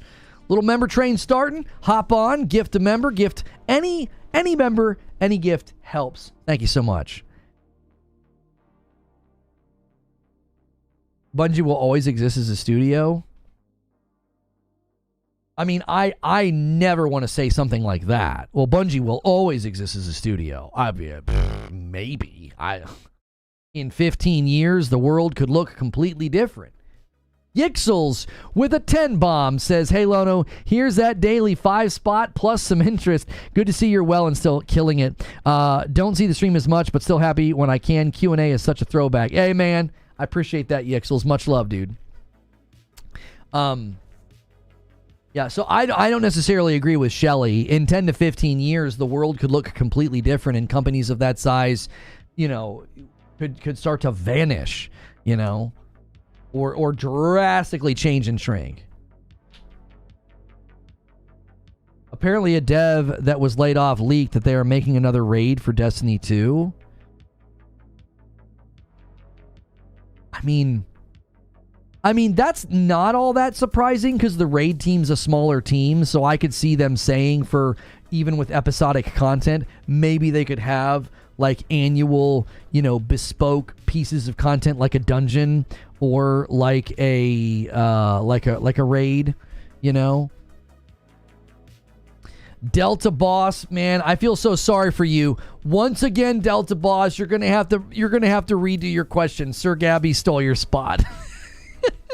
I literally saw it happen on the spreadsheet. I saw your question hit Delta Boss, and then it got replaced by Sir Gabby. Hilarious. Anyway, Phil asks a question. Phil D says, do you think Sony buying Firewall is because of the talent and the eventual takeover of Bungie? I don't think so. I mean, I don't see these being related personally. I think they wanted Firewalk for the talent. I do. I think that was their primary goal. Let's get the talent. I also think they wanted Concord, which that's where I think they misfired. I don't think Concord looks like looks like it's worth anything. It looks like it's going to last a couple months, if that. And I'm not trying to be a hater. I genuinely think that, like, it feels like It just feels like another hero shooter. It doesn't feel like something that is going to result in, you know, some massive surge of support and like a successful player funnel. Victory with 13 months. I don't know squat about game development, so maybe this is a silly question. Why couldn't TLU Online be passed on to another studio?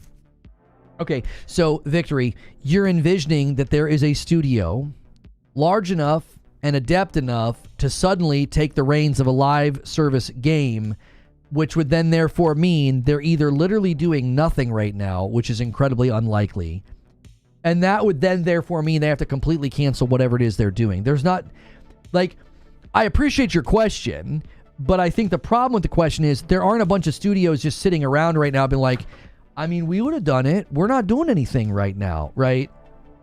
A studio large enough to take on The Last of Us Online is likely already working on something. So they would have to completely drop what they're working on, be good enough, adept enough, knowledgeable enough to just take the reins of a live service game that they didn't build, and then it's now their baby. Like, do you see what I'm saying? Oh my gosh. Did it freaking happen again? Delta Boss submitted a question, and then Ronaldo, like, right behind him. You got through, Delta Boss. You got through. Ronaldo, you're going to have to resubmit yours. You didn't get through. Whenever you guys submit questions that close together, it doesn't work. The Nightbot can only grab, like, one question at a time. I was so worried. I was like, poor Delta Boss, dude. This guy's cursed. Shelly submits another question. Bungie will be a PlayStation studio, 800 plus devs, double most PlayStation studios. Do you think that will maintain under the PlayStation Studio umbrella? Will it get shaved down further? That's a big payroll. Yeah, I mean, and that would be the ultimate question is, can they justify that production cost and payroll to PlayStation if they end up becoming a PlayStation studio? Like, I don't know what the contract looks like, but as far as operating costs go, that would be the ultimate question. Is that can Bungie justify 800 some employees? You know, can they justify that as they release more meager, more less substantive content and therefore generate less money? You know? I think that's a significant challenge for Bungie going forward. That's something that all live service studios need to think about is, what are you going to do when things start to slow down? Like, that's a good reason that, you know, Helldivers 2 studio Arrowhead, they didn't overhire. They made enough money that they can live out for a while and fund their next project. But if you overhire and mushroom up, what are you going to do when things slow down? Like Helldivers 2 has slowed down. Supremacy 101 with a $10 super chat says, I respect your take on Bungie's experience when it's Naughty Dog's decision to cancel Factions 2. However, Concord is a reality, which means they had to approve its conception, and we see how that's being received. No, I don't agree with you. I don't agree with you, and here's why. Bungie had to be onboarded, and the first project they looked at was The Last of Us Factions. I think Concord, clearly, as we can see with the timeline, was much closer to ship date. I don't know how much Bungie oversight even looked at it. I also think there's a significant difference between one of your marquee studios, Naughty Dog, being told, well, you would all have to shift and support this live service game, and Firewalk is a small studio that was quite literally bought to ship a live service game. I think it's different. I think that The Last of Us Factions got priority. It got priority. This is one of our marquee studios, and this is one of our marquee titles. We want to make sure this is going to work. That's where you go first, Bungie. I don't think Bungie has said much of a hoot or a holler about Concord, because Concord's a smaller studio. PlayStation believes in the game and the studio, and they bought them quite literally to be like, you're a small studio that can ship a live service game. Like, I don't think Bungie looked at Helldivers 2 either. I don't think Bungie looked at Helldivers 2. I think the only thing they've looked at up to now is TLU Factions. A 10 spot from Supremacy. Now, does it have to do with simplistic nature of the project or the familiarity of the people behind said project? I'm not sure what you're asking me now. So, yeah. Camille submitted a question. We saw Bungie used to advise Naughty Dog about live service work required for TLU Online. What's the likelihood we see Sony use Bungie as an advisory company, not primarily devs? I mean, if that's the case, then you would dramatically shrink them. I mean, dramatically. Sony should cancel Concord and put Firewalk on factions. Yeah, but that wouldn't work, Garrett. Naughty Dog quite literally said, our entire studio would have to switch to a live service studio to support factions. Firewalk's too small.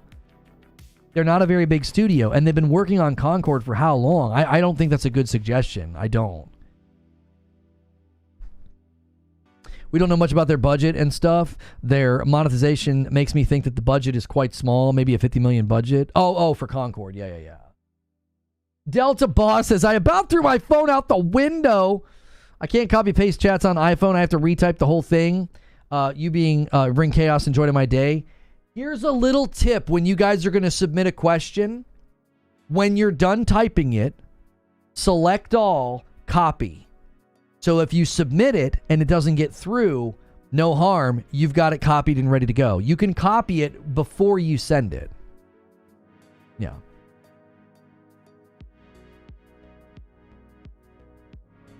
You also have to see that if The Last of Us Factions comes out and fails and flops, it's damaging to the IP, as Shelly's saying. Naughty Dog has to be protective of their IP because they already damaged it when they allowed Iron Galaxy to touch the PC port.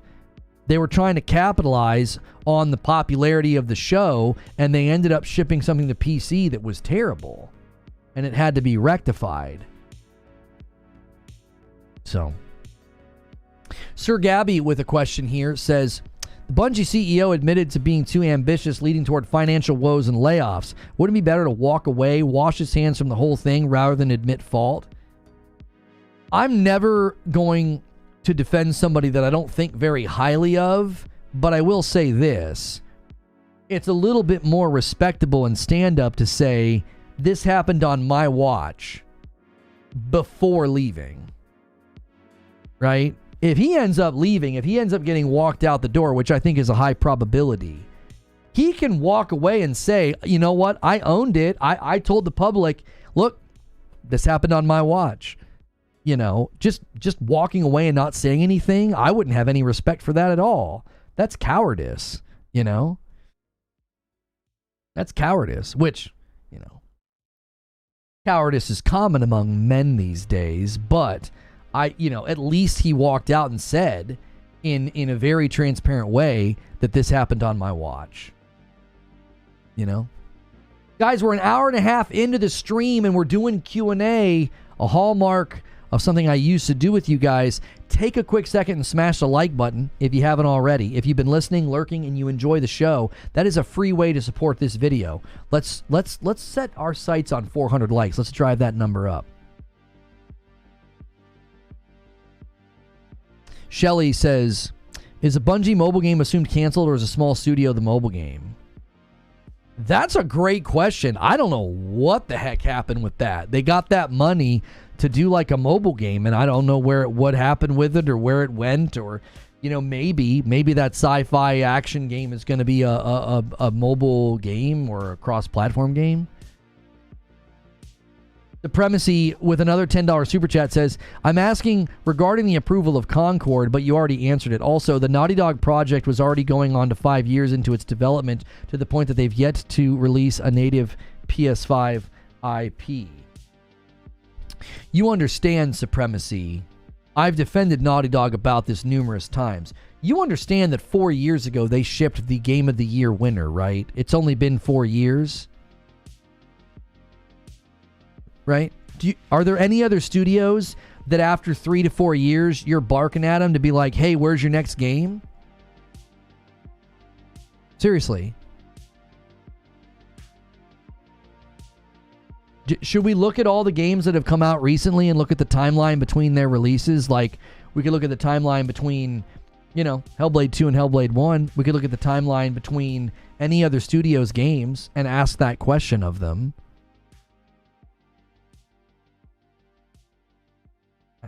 I don't get why Naughty Dog gets talked to and treated so differently than like virtually every other studio out there. I don't get it. It doesn't make any sense to me. It's like 3 years after TLU 2 wins Game of the Year, everybody's like, where's your next game? Because all this stuff happened last year, right? It was 2023 when all this, where's Naughty Dog's next game? What's going on with Naughty Dog? What, they should be making a new game. What are they doing? And it's like, it's only been 3 years since TLU 2 launched and won Game of the Year. Everybody got mad about the remakes and the remasters. And it's like, I don't understand what the big deal is. Like, now, certainly, we got God of War Ragnarok fast and Horizon Forbidden West fast, but those were cross-generationally supported sequels that entered development immediately after the last games were delivered. So it makes sense that, God of War Ragnarok comes out, very close to God of War 2018. It was 4 years later, sure. And you could say the same thing for other games. Like, what was Horizon Zero Dawn's original release date? It was the same as Breath of the Wild. Yeah, it was 2017. So that right there is like 4.5 to 5 years. But 3 years after TLU 2 shipped, everybody's yelling at Naughty Dog, where's your next game? What are you doing? It's like, it's been 3 years. What's going on here? To me, I want Naughty Dog to take their time and make an amazing game. I've continued to say, if you want a game to be really good, give them 5 to 6 years. I've continued to say that. Why do you want a game every 3 to 4? All you're going to do is moan and complain that it wasn't ready, or that it was glitchy and buggy.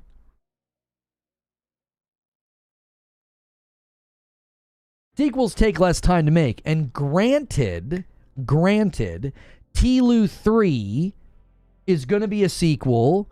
But based on everything we've heard from Naughty Dog, they didn't immediately throw everybody on TLU 3. They had a small team remaking TLU 1. They had a small team remastering TLU 2.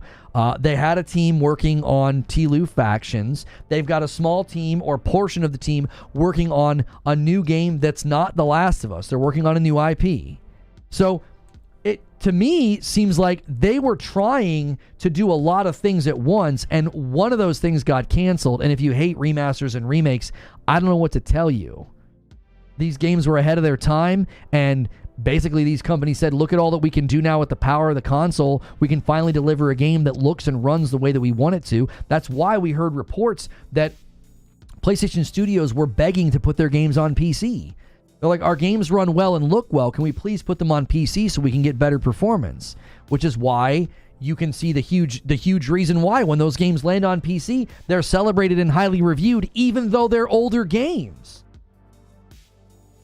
3 and 4 and 5-year-old games are landing on PC to high praise. Why? Because a lot of their IP was ahead of its time. So it makes sense to go back and create this floor of quality where TLU 1 and 2 are at this level of graphical fidelity and performance, so that when The Last of Us 3 lands, it's a continuation of that feel and vibe. If they wouldn't have done that, you would have ended up with TLU 1 having like an older version and TLU 2 having an older version, and then TLU 3 would have been over here. That's why we've heard rumors about a Horizon Zero Dawn remaster.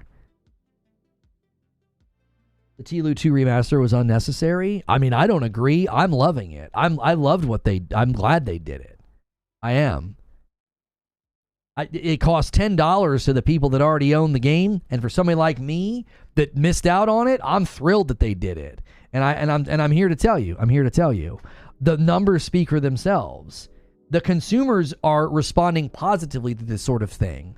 This antagonism and anger about remasters and remakes, I get it. I understand why people get frustrated, but consumers speak louder than rage on Twitter. Money talks, okay?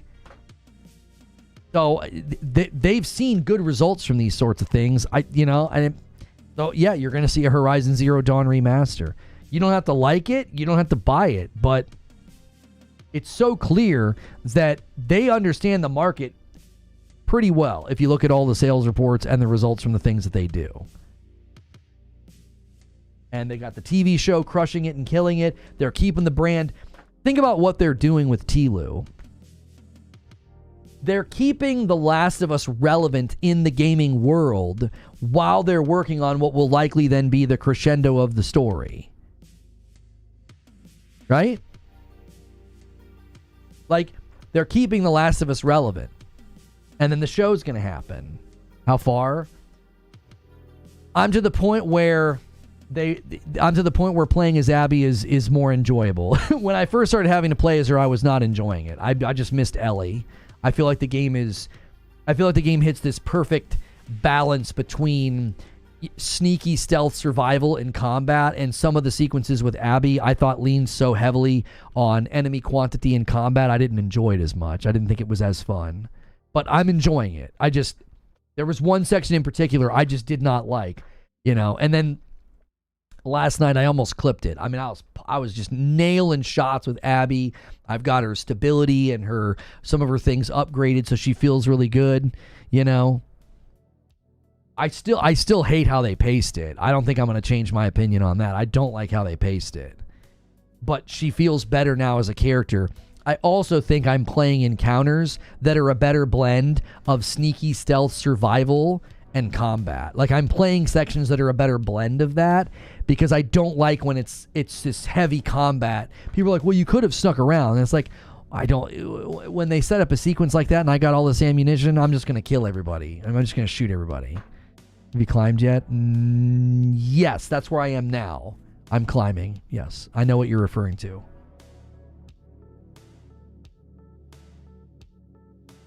So, from a creative standpoint, I get it. Like, narrative pacing, I understand what they did. Gameplay pacing, I don't think it worked as well as it could have. I think you should have been playing as Abby more often earlier, and it should have been a slower ping pong.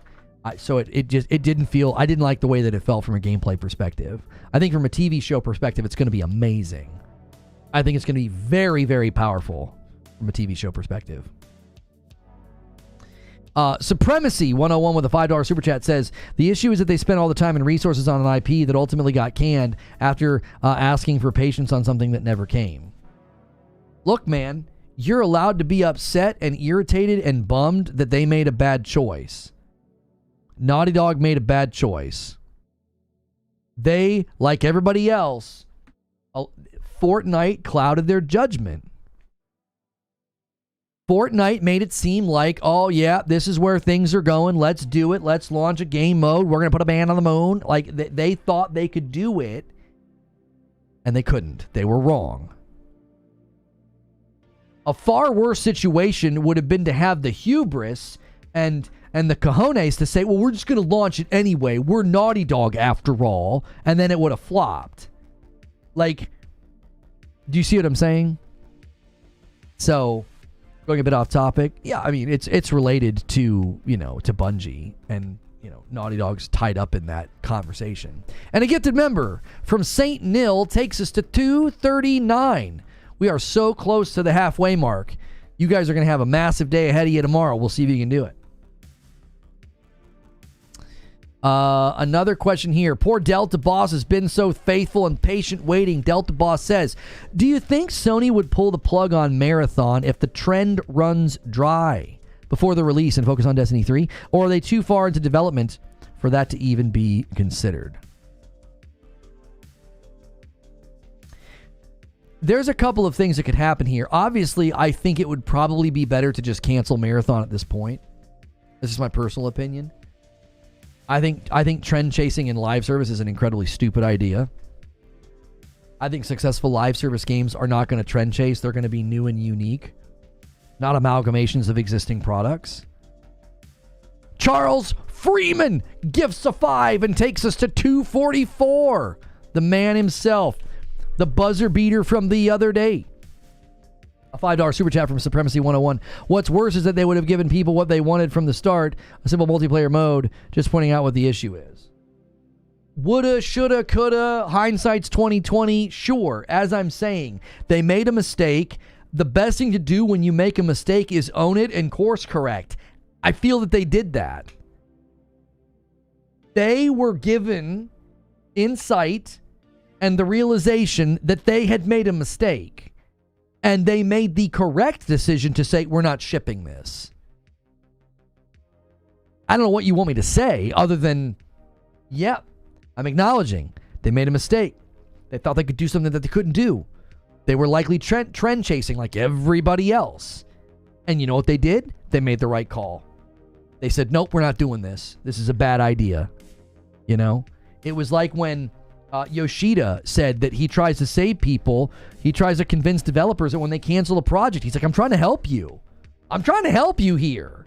Catwalk renews with a VIP and takes us to 245. We are now a 5 bomb away from the halfway mark. Thank you so much. This is for the week, by the way, not the day. People said they would like it to see the entire week, the entire week shown and not just the day. And so we have decided to do that. Did I center that a little bit better? Okay. Well, having a better time in TLU 2 now because we taught him how clickers work. I've never had an issue with clickers. I've just literally never walked up to one face first. I always would walk behind them. So I didn't know they could echolocation you. I played through all of TLU 1 and about probably halfway through TLU 2 before I realized that they can echolocation you. I was like, that's funny to me. I always walked up to them from behind. Okay, back to the question. I think they should cancel it, personally. I do. I think they should cancel it. I think suddenly having some guy from Riot walk in the room, switch it to Hero and Extraction, I think it's just going to feel like this weird amalgamation of other things. Now, I have continued to say that I think Marathon has a better chance than Concord, but that doesn't mean I think that they should ship it. Like, if you made me bet on either game, I'm like, Marathon has a better shot. I still think it's a lame duck. I do. I think it's a lame duck. I don't think it goes anywhere. I don't think the market will be receptive to it. I don't.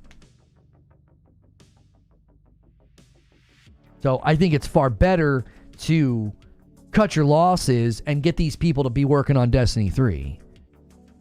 You know, now, the other side of the coin could be that PlayStation is saying, listen, smaller projects, smaller budgets, we don't necessarily need to make a bunch of money on this. The information and the data will be invaluable. It'll be invaluable. Because if Concord comes out and it lasts for barely a year or two, and then they break even, that data that they receive from that has intrinsic value to the future of PlayStation's live service goals. If the same thing happens with Marathon, if it comes out, if it's fine, if it's fun, if it's well built, but it doesn't really go the distance and it doesn't really last, and they break even on the project, PlayStation probably counts that as a win. They're like, no, that's fine. That data is helpful to us.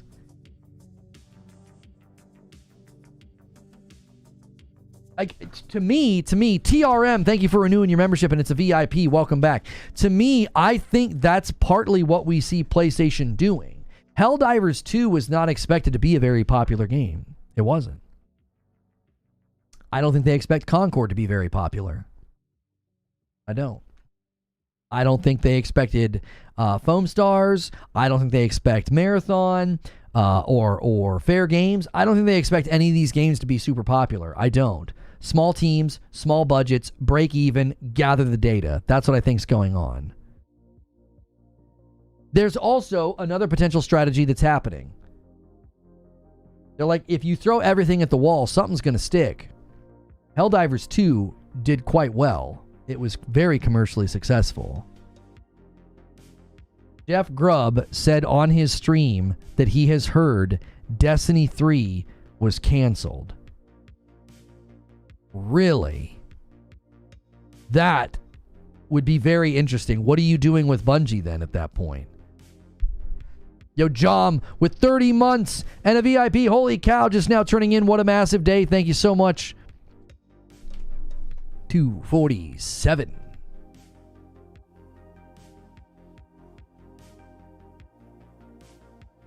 Go look at this latest tweet. I don't care to go look at a tweet from an account that I probably have blocked, but because I don't really care about that game or the community surrounding it. I don't follow any of those people. I blocked almost all of them.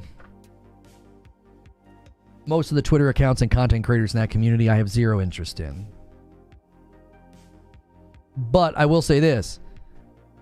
If they cancel Destiny 3, then Bungie's future is extremely precarious. What are you going to do with all those people?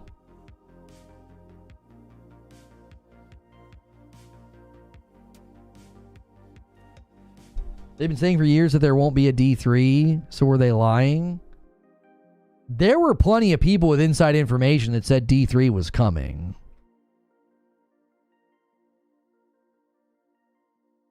Are they putting all their eggs in the marathon basket? I can't see that being a thing. No. Does Sony need a big show to clarify what's going on? Thanks for the 2-spot SDO. I don't have a clue.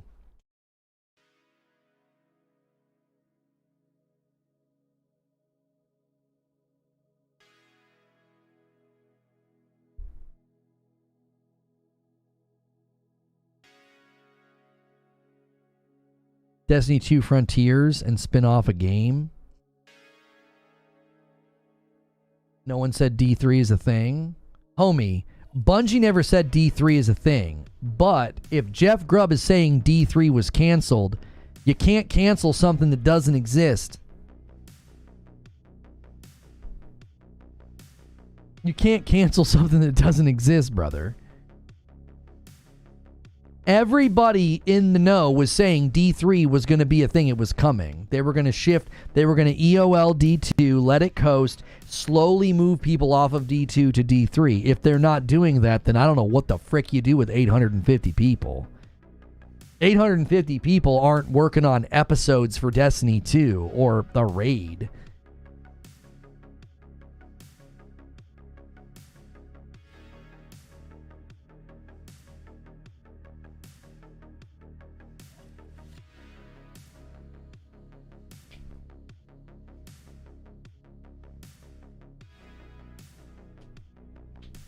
I honestly can't even think and process and predict what they might do. Like, I'm trying and I don't even know. You know? The leaker in 2019 basically said about everything that was planned for D3 had all turned up in D2. Yeah, but that's 5 years ago. That's 5 years ago. The most recent rumors and leaks was that D3 was going to be a thing. Listen, Jeff Grubb's a pretty reliable guy. If he's saying D3 was canceled, then that means D3 was a thing. Whether it was sketched out, scoped out, storyboarded, who the frick knows?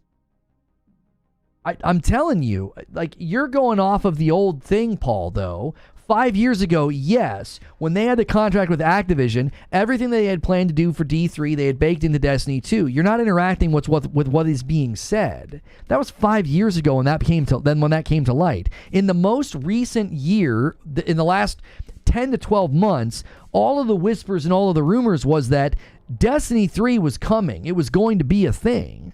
And now you have an industry insider saying he's heard that Destiny 3 is canceled. You don't hear something that's canceled that doesn't exist. That doesn't make any sense. It doesn't. It doesn't even add up.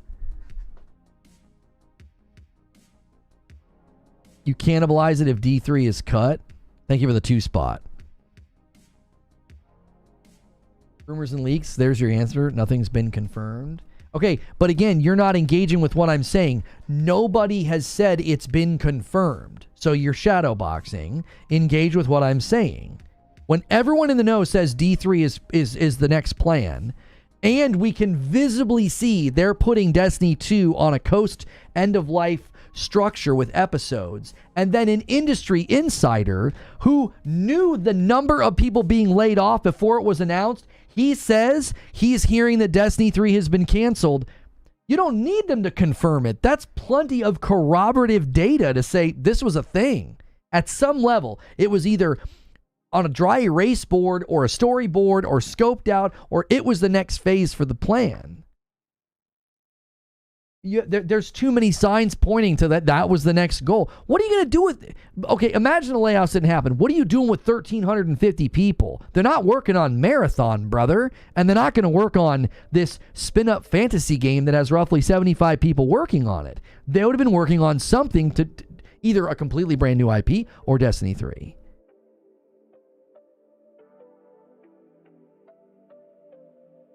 Fuzzy ordered some Frickmas. Did you? Guys, we brought Frickmas back. Hang on a second.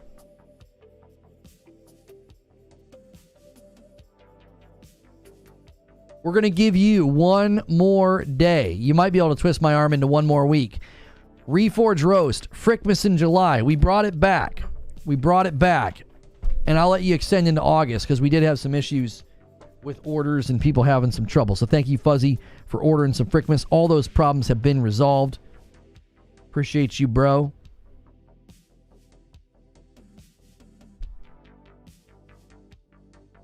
Give me 1 second.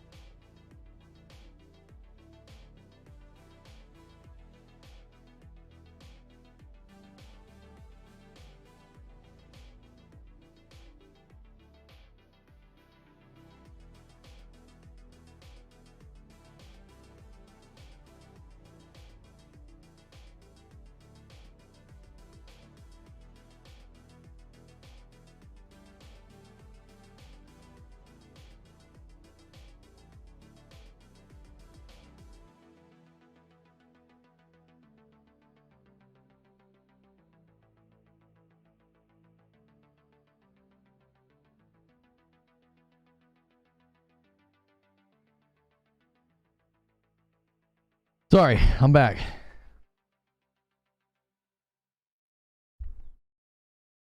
Yeah, there was more about Destiny 3 than just rumors, too. It had a code name. Yeah, it was codename Payback. Yeah.